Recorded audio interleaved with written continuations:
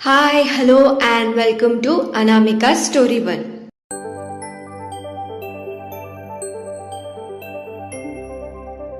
आज हम सुनने वाले हैं एक प्यारी सी प्रेम कहानी जिसका नाम है अधूरे हम। चैप्टर 17। तो बिना देर किए हम कहानी में आगे बढ़ते हैं। जब सिया को वैशाली जी के मौत का जिम्मेदार कहा जा रहा था, राघव को बहुत गुस्सा आ रहा था। वो तो मामा जी को वहाँ से बाहर फेंकवा देना चाहता था। जब उन्होंने उसे सिया को छोड़ने की बात की तभी वो उन्हें वहाँ से चले जाने को कहना चाहता था, पर भव्या के होश में आने की बात सुनकर वो सिया के पास चला आया था। आनिया बोली, मामा जी ये आप क्या कह रहे हैं? तो रवि ने कहा, आज तक हमने मैना की बात नहीं मानी, पर आज यकीन हो गया ये लड़की हम सबको बर्बाद कर देगी। भव्या को ये सब सुनकर अचानक से सांस लेने में तकलीफ होने लगी। डॉक्टर ने जल्दी से सबको वहाँ से बाहर निकाल दिया और भव्या को स्टेबल करने की कोशिश कर रहा था। सिया बाहर आते ही साइड के चेयर पर तप करके बैठ गई। रवि को फोन आया तो वो बात करने के लिए साइड में आ गए। रवि को मैना ने फोन किया था। रवि फोन उठाते ही मैना पूछी, क्या हुआ, कुछ बात बनी? वैशाली मान गई सिया की शादी अपने विपुल से करवाने के लिए? तो रवि ने कहा, अरे वैशाली की मौत हो गई। मैना ने आश्चर्य से कहा, क्या, पर कैसे? रवि ने उसे सब बता दिया तो वो आगे बोली, ये तो और अच्छा हुआ। अब अगर हम उस सिया को बेच भी देंगे तो भी कोई पूछने वाला नहीं होगा। मैना तो खुश होकर बोली, और वो दोनों भी है, उनके भी अच्छे दाम मिलेंगे। रवि कहने लगा, तुम पागल हो गई हो, यहाँ हमारी बहन मर गई और तुम्हें? मैना बीच में बोली, ज्यादा भाई बहनों वाले प्यार को जगाने की जरूरत नहीं है। जब उस लड़की ने कुणाल से सगाई तोड़ी तो यहाँ हमारी कितनी बदनामी हुई, भूल गए? वैसे भी कौन सी सगी थी तुम्हारी जो उसके मौत पर शोक मना रहे हो? जल्दी से कुछ भी करके उस सिया को यहाँ लेकर आ जाना। हम यहाँ शादी की तैयारियां करके रखते हैं। एक बार उसकी शादी विपुल से हो गई तो हमें सिया के परिवार से मुंह मांगी कीमत मिल जाएगी और वो लोग जो चाहे उसके साथ कर ले, हमें क्या? तो रवि ने कहा, एक गड़बड़ हो गई। मैना पूछी, क्या? रवि ने कहा, एक लड़के ने सिया से शादी कर लिया है। मैना जोर से चिल्लाई, क्या? उसके जोर से चिल्लाने की वजह से रवि को फोन अपने कान से दूर करना पड़ा। मैना आगे बोली, कौन है वो, क्या करता है? रवि बोला, पता नहीं कौन है और कहाँ से आया, पर लगता है वैशाली उसे जानती थी। मैना पूछी, उसका नाम वाम कुछ पता है? रवि ने कहा, हाँ वो कुछ तो कह रही थी, पर हमारा ध्यान तो सिया की शादी पर ही अटका था तो हमें याद नहीं है। मैना बोली, पता लगाने की कोशिश करो, अगर वो कोई बड़ा आदमी हुआ तो? रवि बीच में ही बोला, वैशाली ऐसे कौन से बड़े लोगों को जानती है? चिंता मत करो, हमने उसे कह दिया है कि वो सिया को छोड़ दे और उसे ये भी कहा कि अगर सिया से वो दूर नहीं गया तो वो मर जाएगा, तो वो डर गया होगा। साथ ही साथ हमने दोनों बहनों के बीच फूट डाल दिया है, सिया को वैशाली के मौत का जिम्मेदार बना दिया। अब जैसा हम कहेंगे उन लोगों को वो करना होगा। मैना ने कहा, यह अच्छा किया, ठीक है। दूसरी तरफ डॉक्टर रूम से बाहर आए तो सिया उठकर खड़ी हो गई। राघव भी डॉक्टर के पास चला गया। डॉक्टर ने कहा, वो अभी सदमे में है, उन्हें नींद का इंजेक्शन दे दिया गया है, अब कल सुबह ही वो होश में आएगी। सिया ने अपनी आंखें बंद कर ली और 2 आंसू उसके आंखों से बह गए। आन्या ने कहा, thank you doctor. Siya room के कांच में से बेड पर सो रही भव्या को देख रही थी। आन्या राघव के पास गई और कहने लगी, क्या हम आपसे कुछ हेल्प मांग सकते हैं? राघव ने बस उसकी ओर देखा तो आन्या आगे बोली, सिया को भी अभी आराम की ज़रूरत है। आपने तो देखा ही कि वो सुबह बेहोश हो गई थी। वैसे भी अगर यहाँ रही तो मामा जी के बातें से वो और भी तनाव महसूस करेगी, तो क्या आप उसे घर ले जा सकते हैं? हम यहाँ भाव्या का ध्यान रखेंगे। राघव ने कुछ सोचा और कहा, ठीक है। आन्या सिया के पास गई और उसे बुलाया, सिया। सिया बस भव्या को ही देखे जा रही थी। तो आन्या ने आगे कहा, सिया वो अभी ठीक है, बस माँ के जाने का सदमा लगा है उसे। अगर हम उसे कुछ वक्त देंगे वो ये बात समझ जाएगी। सिया ने आन्या की ओर देखा तो आन्या आगे बोली, तुम अभी घर जाओ और आराम करो, हम यहाँ रुकते हैं। सुबह तुम कुछ कपड़े और भव्या के लिए कुछ खाने को लेकर आ जाना। सिया ने कुछ नहीं कहा। आन्या ने उसे बहुत समझा कर राघव के साथ वहाँ से भेज दिया। राघव ने कहा, चिंता मत करो, सब ठीक हो जाएगा। कार के शीशे से बाहर देख रही सिया को देखकर राघव ने ये सब कहा। सिया अभी भी चुप थी। तो राघव आगे कहा, तुम आराम करो, हम कल सुबह तुम्हें लेने आएंगे। सिया ने कहा, हम खुद ही हॉस्पिटल चले जाएंगे। जब सिया का घर आ गया तब सिया ने राघव से ये कहा और कार से बाहर चली गई। राघव कुछ कहना चाहता था पर उसे लगा अभी सिया को कुछ वक्त चाहिए होगा जिससे वो सच को एक्सेप्ट कर सके और खुद को संभाल सके। ये सब सोचकर वो वहाँ से चला गया। सिया ने घर का दरवाज़ा खोला और धीरे धीरे अंदर जाने लगी। उसे अपनी माँ की छवि हर जगह दिखाई देने लगी। सिया को वैशाली की बातें भी सुनाई देने लगी। सिया बेटा आ गई, आज इतनी देर कर दी बेटा आने में। सिया बेटा चलो खाना खाते हैं। ये लड़की भी ना। सिया उठो बेटा, आज फिर से अपना लंच खाना भूल गई। सिया अभी तो बड़ी हो जाओ, कुछ दिनों में शादी होने वाली है तुम्हारी। उसके कानों में अपनी माँ के ये कई बातें ही सुनाई दे रही थी। उसके कदम वैशाली जी के रूम की तरफ बढ़ गए। वो अंदर गई तो उसने साइड टेबल पर अपनी माँ और पापा की फ़ोटो देखी। वो वही ज़मीन पर बैठ गई और ज़ोर ज़ोर से रोने लगी। सिया खुद से बोली, मामा जी ने सही कहा, हम ही जिम्मेदार हैं। हम ही, हमारी वजह से सालों पहले पापा की मौत हो गई और अब माँ भी हमें बचाते हुए मर गई। वो ये सब सोचकर जोर से रोने लगी। तभी उसकी नज़र बेड के नीचे रखे एक छोटे से संदूक पर गई। सिया के आंखों के सामने कुछ यादें आ गई। सिया ने वैशाली से पूछा, माँ इस संदूक में क्या है? तो वैशाली ने कहा, सिया बेटा ये संदूक हम तुम्हें तुम्हारे शादी में देंगे। तुम हमसे वादा करो कि तुम ये संदूक तभी खोलोगी जब हम खुद ये तुम्हें देंगे, या फिर? सिया ने पूछा, या फिर? वैशाली ने कहा, या फिर तब जब हम इस दुनिया से चले। सिया उनकी बात को बीच में काटते हुए बोली, माँ ये क्या आप हमेशा ऐसी बातें करते हो? सिया को ये सब याद आ रहा था। उसने जल्दी से उस संदूक को बाहर निकाला और उसे खोल दिया।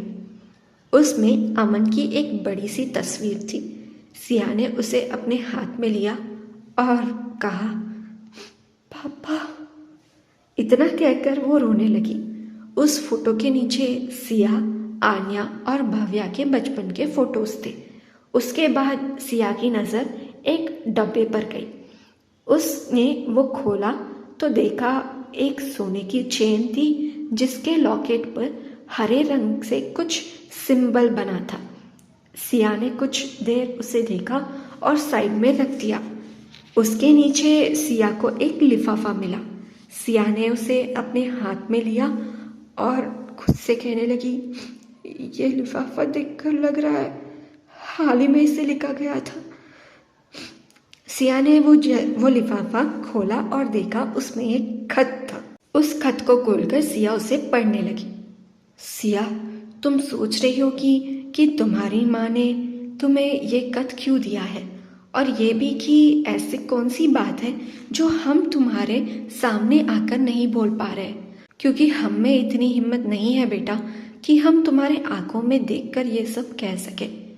याद है तुमने और भव्या ने हमसे एक दिन पूछा था कि हमने क्यों भव्या को मना किया कि वो कॉलेज में किसी को भी ज़्यादा अपने बारे में कुछ ना बताए। तुम भी भव्या और आन्या के साथ मुंबई जाना चाहती थी पर हमने मना कर दिया था। पर फिर हमें ये एहसास हुआ कि हम तुम्हें कमज़ोर बना रहे हैं। तुम्हारी आज़ादी को हमने हमारे प्यार और ममता के बंधन में बांध दिया था। इसीलिए जब तुमने जॉब करने की बात की हम राजी हो। अब हम अपनी बच्ची को बांध कर नहीं रखना चाहते थे, इसीलिए हमने तुम्हें जॉब करने दिया। कुणाल से तुम्हारी शादी बस 2 महीने में है। हमें पता है कि तुम कुणाल को पसंद नहीं करती, बस हमारे लिए तुमने इस रिश्ते को अपनाया है। पर हमारे पास भी और कोई रास्ता नहीं था तुम्हें उन लोगों से बचाने का। तुमने पूछा था ना, माँ हम फिर से घर क्यों बदल रहे हैं? उस वक्त हम ये नहीं कह पाए कि तुम्हारी जान खतरे में है। हम तुम्हें ये बता नहीं पाए कि तुम्हें खुद तुम्हारे अपने परिवार वाले मारना चाहते हैं बेटा। वो लोग कौन हैं ये हमें भी नहीं पता। एक दिन जब अमन जी घर लौटकर आ रहे थे, उन्हें रास्ते में एक औरत मिली जो एक छोटी सी बच्ची को अपनी गोद में लिए किसी से छुप रही थी। उसके सिर से खून बह रहा था। उसने अमन जी को उसकी बच्ची देते हुए कहा, इस बच्ची को बचा लीजिए, उसके खुद के परिवार वाले उसे मारना चाहते। हम उनसे ज़्यादा देर तक छिप नहीं सकते, इसे बचा लीजिए। वो औरत ये कहकर अमन जी के हाथों में उस बच्ची को देकर वहाँ से चली गई। अमन जी ने जब उस बच्ची को हमें दिया तो हमने उसी वक्त हमारी बच्ची मान लिया था, हमारी राजकुमारी, हमारी सिया। ये बात हम कभी भी तुमसे आंखें मिलाकर नहीं कह पाएंगे कि तुमने हमारी कोख से जन्म नहीं ली, पर तुम हमारी ही बेटी थी, हो और हमेशा रहोगी। तुम्हारे आने के बाद घर में और हम दोनों की ज़िंदगी में खुशियाँ ही खुशियाँ छा गई। कुछ साल बाद हमारे ज़िंदगी में भव्या भी आ गई थी, पर कहते हैं ना कि खुशियों को नज़र लग जाती है। एक दिन कुछ लोग आकर तुम्हें लेकर चले गए। उस वक्त हमें ऐसा लगा जैसे किसी ने हमारे जान ही निकाल दी हो। वो तो भगवान का शुक्र है कि तुम हमारे पास वापस आ गई। अगर उस दिन तुम्हें कुछ हो जाता तो हम अपने आप को कभी माफ़ नहीं कर पाते। पर इन सब में हमने अमन जी को खो दिया। मरते वक्त भी उन्होंने हमसे बस यही कहा कि सिया का ध्यान रखना, और आज तक हम वही करते आ रहे हैं। हमारी बच्ची को हम कुछ नहीं होने देंगे। हमें लगा शहर बदलने से हम तुम्हें बचा पाएंगे, पर वो लोग हमारा पीछा करते ही आ रहे थे। उन सब से निकलने का एक ही रास्ता बस तुम्हारी शादी ही लगी। इसीलिए हमने कुणाल से तुम्हारी शादी के लिए हाँ कह दिया था। आज भी मन में डर लगा रहता है कहीं हम तुम्हें खो ना दें। सिया बेटा, ये खत पढ़कर चाहे हमसे नाराज़ हो लेना, पर अपना ख्याल रखना बेटा। तुमसे सच छुपाने के लिए तुम चाहे हमें जो भी सज़ा दो, हमें मंजूर है। तुम्हारी माँ वैशाली। पूरा खत पढ़ने के बाद सिया भी उदास हो गई। उसे कुछ समझ में नहीं आ रहा था। उसे और भी ज़्यादा सदमा लगा। वो वही दीवार से सटकर बैठ गई। वो बार बार उसी खत को पढ़ रही थी। दूसरी तरफ सिंगानिया हाउस में जब राघव घर आया तो देखा विजय जी सोफे पर ही बैठे उसका इंतजार कर रहे थे। राघव ने उन्हें देखकर पूछा, आप अभी तक सोए नहीं? विजय जी गुस्से से बोले, 2 दिन से तुम्हारा कुछ भी पता नहीं चल रहा था कि कहाँ हो, क्या कर रहे हो। बस मारिया को फ़ोन करके कह दिया कि तुम घर नहीं आ रहे हो। ये क्या बात हुई राघव? राघव ने कहा, कुछ ज़रूरी काम था बस इसीलिए। विजय जी ने कहा, ज़रूरी काम हो सकता है, पर हमें भी एक बार फ़ोन करके बता सकते थे ना तुम। राघव झट से बोला, वैशाली माँ का एक्सीडेंट में मौत हो चुका है, हमारा वहाँ रहना ज़रूरी था। विजय जी ये सुनकर आश्चर्य हो गए और वो राघव को देख रहे थे और उन्होंने कहा, वैशाली? राघव ने कहा, हाँ। विजय जी ने कुछ नहीं कहा क्योंकि वो जानते थे कि वैशाली को राघव कितना सम्मान देता था, और जो अमन ने राघव की जान बचाई थी उसके बाद भी वैशाली ने कभी राघव को अमन के मौत का जिम्मेदार नहीं माना। वो चुपचाप अपने कमरे में चले गए। राघव जब अपने रूम में आया वो जल्दी वॉशरूम में गया और फ्रेश होकर बाहर आया। मारिया आंटी उसके लिए जूस देकर गई थी। राघव को जूस पीते हुए सिया की याद आ रही थी, कैसे उसने सिया को मुश्किल से आते वक्त कुछ खिलाया था। वो सिया के बारे में ही सोच रहा था कि उसका फ़ोन बजा। वो अजय का फ़ोन था। राघव फ़ोन उठाते ही अजय ने कहा, सर आप सही थे, वो एक्सीडेंट नहीं था, किसी की साजिश थी। सिया जी को मेरा मतलब सिया मैम को मारने के लिए। अजय को याद आया कि राघव और सिया की शादी हो चुकी है, तो उसे लगा उसको सिया को मैम बुलाना चाहिए। लेकिन जब राघव ने यह सुना कि वो सब सिया को मारने के लिए था, तो उसने गुस्से में अपनी हाथ की मुट्ठी बना ली। राघव ने गुस्से में पूछा, कौन है? अजय को राघव के गुस्से का एहसास हुआ। वो डरते हुए बोला, सर वो जब तक हम उससे सच उगलवाते उसकी मौत हो गई है। राघव ने पूछा, क्या मतलब मौत हो गई? अजय ने कहा, सर ऐसा लग रहा है किसी ने उससे जहर दिया है, और वो भी स्लो पॉइजन। राघव ने कहा, सिया जब तक इस घर में नहीं आ जाती तब तक हमें सिया के आसपास सिक्योरिटी चाहिए, और हॉस्पिटल के पास भी। अजय ने कहा, जी सर। राघव ने कहा, और कुछ लोगों को मामा जी पर नज़र रखने के लिए कह देना। अजय ने कहा, सर हॉस्पिटल में हमने एक गार्ड को कह दिया है, वो उनके पीछे लग गया है, और सर हमें कुछ सबूत मिले हैं उनके खिलाफ, हमने रिकॉर्डिंग आपको भेज दिया है। वो कुछ देर रुका और फिर बोला, सर आशीष कपूर भी उसी हॉस्पिटल में है जहाँ महम की बहन है। राघव ने कहा, हमने उस पर नज़र रखने के लिए कह दिया है, और उस केस का क्या हुआ? अजय ने कहा, सर वो अपनी सेहत का बहाना बनाकर इंट्रोगेशन से बच रहा है। राघव ने कहा, ठीक है, तुम विवान से मिलकर कपूर इंडस्ट्रीज़ को मर्ज करने की तैयारियां शुरू कर दो। अजय ने कहा, ओके सर। राघव ने फ़ोन काट दिया और कुछ सोचते हुए अपने आप में ही डूब गया। अर्जुन एक मीटिंग के लिए शहर से बाहर आया हुआ था। वो 2 दिनों से यही था। जब वो डिनर करके होटल से बाहर आया तो देखा उसके कार के पास आरोही खड़ी थी। उसे देखकर वो थोड़ा शॉक हो गया। वो जल्दी से उसके तरफ चला गया। अर्जुन उससे पूछा, तुम यहाँ क्या कर रही हो? आरोही ने कहा, तुमसे मिलने आई थी। अर्जुन वहाँ खड़े गार्ड से गुस्से से कहा, तुमने हमें बताया क्यों नहीं? आरोही ने कहा, हमने ही उसे मना किया था। अर्जुन आरोही की फिक्र करते हुए बोला, जब यहाँ आ गई थी तो फ़ोन करके बुलाना चाहिए था ना, यहाँ अकेली खड़ी क्या कर रही थी? आरोही ने कहा, बस तुम्हें डिस्टर्ब नहीं करना चाहती थी। अर्जुन ने उसके लिए कार का डोर खोला और कहा, चलो बैठो, होटल चलकर बात करते हैं। आरोही के कार में बैठ जाने के बाद वो खुद भी दूसरी तरफ जाकर बैठ गया। ड्राइवर ने कार आगे बढ़ा दिया। कुछ देर में वो लोग होटल पहुंच गए। ये सिंघानिया का ही होटल था, और जब भी वो लोग मीटिंग करने वहाँ आते थे तो उनके लिए एक कमरा हमेशा रहता था। अर्जुन आरोही को लेकर सीधे अपने रूम में चला गया। अर्जुन आरोही को पानी देते हुए पूछा, कोई प्रॉब्लम है क्या? आरोही ने कहा, नहीं, ऐसा क्यों पूछ रहे हो? अर्जुन ने कहा, तुम अकेले कभी ट्रैवल नहीं करती हो, आज इतनी दूर यहाँ।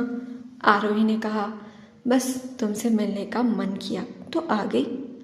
अर्जुन ने कहा, क्या? आरोही ने कहा, हाँ, वैसे भी कुछ दिनों में हमारी शादी हो जाएगी, और हम चाहकर भी तुमसे इस तरह मिल नहीं सकते।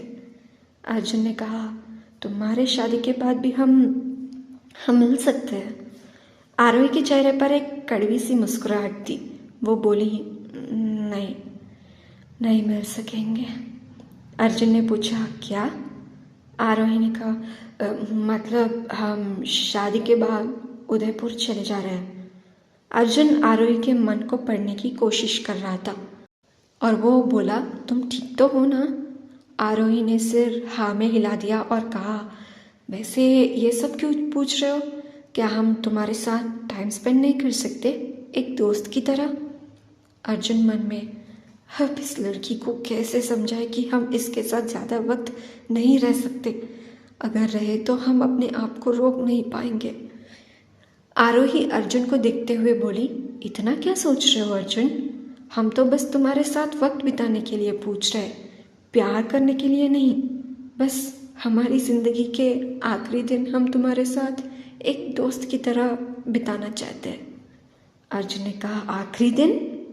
आरोही गहरी सांस लेकर बोली, बैचलर लाइफ के आखिरी दिन, उसके बाद हम किसी और की पत्नी बन जाएंगे तो शायद अपने दोस्त को वक्त ना दे पाएंगे। अर्जुन कुछ कहता इससे पहले ही आरोही उसका हाथ पकड़कर सोफे पर बैठ गए और अर्जुन को अपने साथ बिठा लिया। अर्जुन ने कुछ नहीं कहा। वो दोनों बैठकर उनके बचपन की बातें करने लगे। वो दोनों बातें में इतने डूब गए कि उन्हें वक्त का होश ही नहीं रहा। आरोही को नींद आने लगी तो वो अर्जुन के कंधे पर सिर रखकर अपनी आंखें बंद कर लिए। अर्जुन ने जब देखा कि आरोही सो रही है, उसने उसे अपने बाहों में उठाकर और कमरे में ले जाकर बेड पर सुला दिया। लेकिन आरोही ने उसके शर्ट को कसकर पकड़ा था। ये देखकर अर्जुन के चेहरे पर एक मुस्कुराहट आ गई। वो भी आरोही के बगल में ही उसे बाहों में लेकर लेट गया। शहर से दूर एक बड़े से बंगले में एक आदमी अपने घुटनों पर बैठकर अपनी जिंदगी की भीख मांग रहा था। मुझे एक और मौका दे दो, इस बार उस लड़की को मार डालेंगे। तो दूसरे इंसान ने कहा, तुम में अभी भी हमारे सामने बात करने की हिम्मत बची है? तो वो आदमी कहा, मुझे माफ़ कर दीजिए। तो दूसरे इंसान ने कहा, माफ़? 10 साल से तुम एक लड़की को ढूंढने में नाकामयाब रहे। आज जब तुम्हें एक अच्छा मौका मिला तो तुम वो गवा कर आए हो और चाहते हो कि हम तुम्हें माफ़ कर दें? तो वो आदमी बोला, मैंने कोशिश किया था। उसके मंगेतर को लालच देकर उसको शादी के बाद बेच देने के लिए कहा था। वो मान भी गया, लेकिन उस लड़की ने उससे सगाई तोड़ दी। इससे आगे वो कुछ कह पाता, उसके माथे पर गोली आकर लगी। वही खड़े एक गार्ड की आंखें खुली की खुली रह गई। उसके चेहरे पर पसीना आने लगा और उसके पैर दर्द से कांपने लगे। वो इंसान बोला, हमें बहाना नहीं, उस लड़की की जिंदगी चाहिए। वो गार्ड आगे आया और बोला, आज वो लड़की राघव सिंघानिया के साथ दिखी। उसने ही उस लड़की की बहन का ऑपरेशन करवाया है। तो उस इंसान ने पूछा, राघवेंद्र सिंघानिया? तो वो आदमी बोला, जी। तो वो इंसान पूछा, उन दोनों के बीच क्या रिश्ता है? तो वो आदमी बोला, मैं पता करने की कोशिश कर रहा हूँ। तो वो इंसान बोला, अभी कुछ दिनों के लिए कुछ मत करना, पहले पता लगाओ कि उन दोनों के बीच कैसा रिश्ता है। वो राघव है, राघवेंद्र सिंघानिया परिवार का वारिस। तुम्हें पता भी है, अगर हमने उससे उलझने की कोशिश की और उसे इसके बारे में भनक लगी तो जिंदा गाड़ देगा। ये भी नहीं सोचेगा कि उसके बाद उसका क्या होगा। उसका भाई अर्जुन हमारे सारे प्लान्स को बर्बाद करने में और हमें बर्बाद करने में 1 सेकंड नहीं लगाएगा। तो वो आदमी बोला, जी समझ गए। इतना कहकर वो आदमी वहाँ से चला गया। वो इंसान वहाँ खड़े रहकर अपने हाथ में जो गन है उससे खेलते हुए अपने आप से कहने लगा, सिया, तुम्हें तो हम तड़पा तड़पा कर मारेंगे। आज नहीं तो कल तुम्हारी मौत हमारे ही हाथ में होगी। तो कौन है ये जो सिया से इतना नफरत करता है? देखते हैं आने वाले भाग में। सुनते रहिएगा ये कहानी अधूरे हम, अनामिका स्टोरी वर्ल्ड चैनल में आपकी होस्ट अनामिका के साथ। अगर आपको ये कहानी अच्छी लगी हो तो इस वीडियो को एक लाइक, इस वीडियो को और स्टोरी को अपने फ्रेंड्स और फैमिली सर्कल में शेयर करिएगा और आगे के अपडेट्स के लिए हमारे चैनल को सब्सक्राइब करके बेल आइकन भी क्लिक कर लीजिएगा। इस कहानी में आपको क्या पसंद आ रहा है नीचे कमेंट सेक्शन में भी बताइएगा। अगर आप इस कहानी को पूरी तरह पढ़ना चाहते हैं तो डिस्क्रिप्शन में लिंक है, लिंक को क्लिक करके पूरी कहानी पढ़ लीजिएगा। Thank you so much for listening, thank you so much for your love and support. Take care and bye bye.